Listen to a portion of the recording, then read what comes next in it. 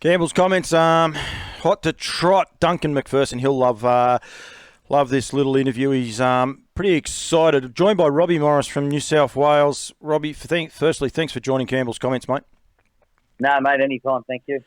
Very exciting day. Yourself and Kerry Ann, you produced a 2-year-old trotter today. That's actually fastest 2-year-old trotting filly winning anyway. We're going to say that because we're not sure about time trials, but definitely fastest 2-year-old trotter. Doesn't have to be a filly, actually winning in the Australasia, which is absolutely no mean feat. And I speak of Aldebaran Ersula, which was a pretty stylish win as well, Robbie.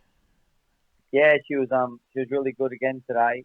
Kerry and the whole team's done a super job with her, and she sort of seems to have come back better from her first preparation of racing, which is really good. Duncan McPherson rang me. He alluded me to this fact, and he was very keen to put it out there. 156.8 for a 2-year-old trotting filly. It's just amazing what they run now, isn't it? Yeah, it's unreal what they can do. You know, people say about the paces how good they're going, but now you look at 2-year-old trotters and they're going these times. You know, they're just getting quicker every time. Their gait's getting better, and it's actually a pleasure to watch them. They're so beautiful gait, the trotters, so it's really good to see. She looks a beautiful filly to me. Looking at the replay, of which I have actually got up. I'll have to actually find it while we're talking. I'll get it in a sec when I cross back to you. No, I won't even worry about it, but it was a brilliant win. Josh Gallagher, I don't know a lot about Josh. I don't know a lot about New South Wales form in general, but has he had a lot of wins or on the board? Yeah, Josh is he's always been with me and Kerry since he was a young fella, and we've always been very close with his family. And he's a junior driver, really going places. He outdrove his 5-point claim really quick. He's got a cool head on him, and he lets the race come to him. So no, he's doing a really good job, and he's got a bright future. He has got a bright future. I like the way he just sort of handled this little filly today. I think it was an older horse in front of him, carting her along, but didn't panic. And even the older horse came back a little bit right on the line, but she stuck her head out beautifully, and he didn't panic one bit. He just sat there.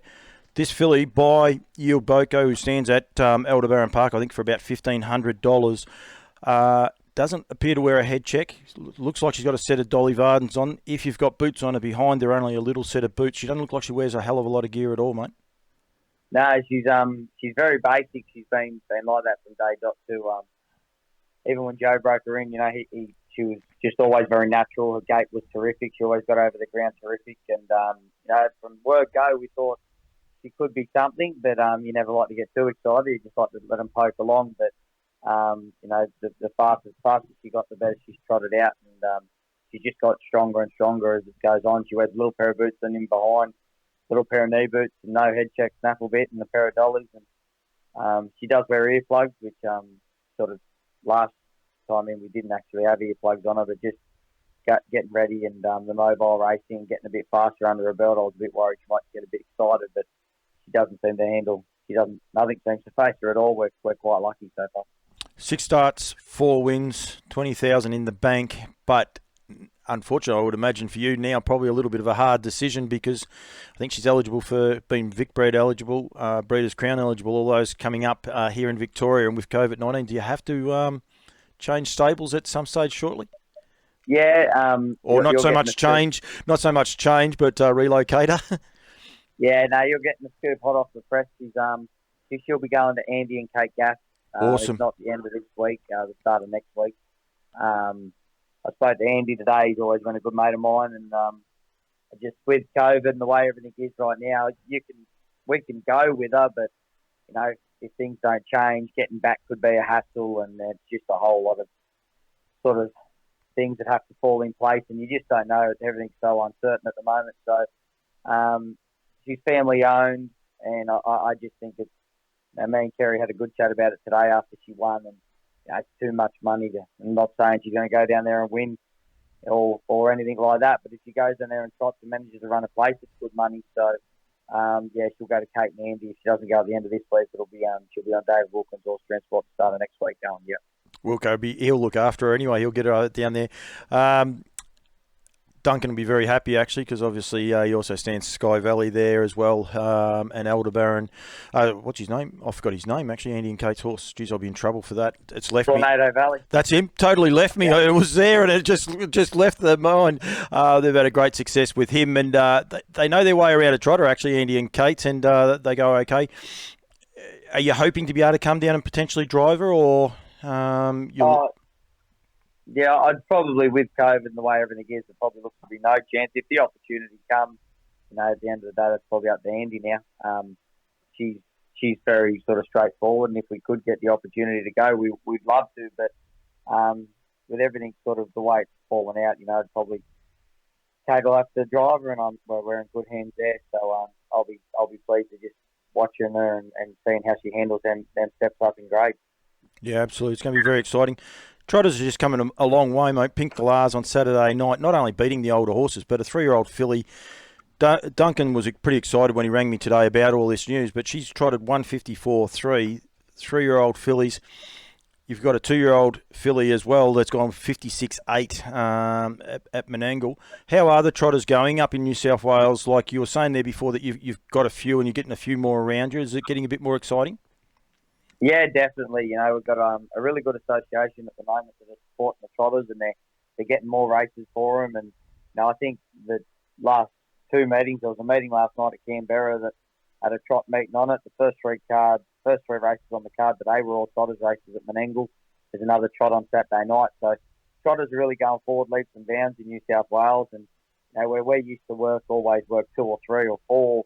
Now we've got probably anywhere from 10 to 15 in work all the time. I've got, me and Kez have sort of working, I think, three technically yearling still trotters for next year's 2-year-old crop as well. So where before you'd see 2-year-olds, there'd only be 3 or 4 in a race. Now we're seeing full fields, and even getting to the point where it's getting a bit unfortunate, a couple are getting balloted out. So it's looking really promising for New South Wales, and we'd like to keep building on that for sure. The stable you're sending to, Andy and Kate, I've got to catch up with them one day. I'd hate to think how many they're working, and they're not even known down here as a trotting stable. I think they should be. They're probably the leading trotting stable, but Anton Galino, they all basically train trotters and nothing else in that way. Yet Andy's got a great, but he'd have to have 15, 20 trotters, I reckon, himself, just in work, and high quality trotters. So yeah, definitely, and he does a super job with them, and there's not many 3-4 trot races go around that Andy doesn't have one in, that's for sure. What about the rest of the team, mate? Well, I got you on the phone. How's the rest of the team going in Sydney? Going okay? Every time all you seem to hear about is Craig Cross and Luke McCarthy. How you guys been going up there? Yeah, we're pretty lucky. We're going really good at the moment. Have time. She'll actually head down to Melbourne. She races in the $30,000 mares race this week, and then she'll head down a fortnight after that to go in the Queen of the Pacific. I think she broke a record on Saturday night.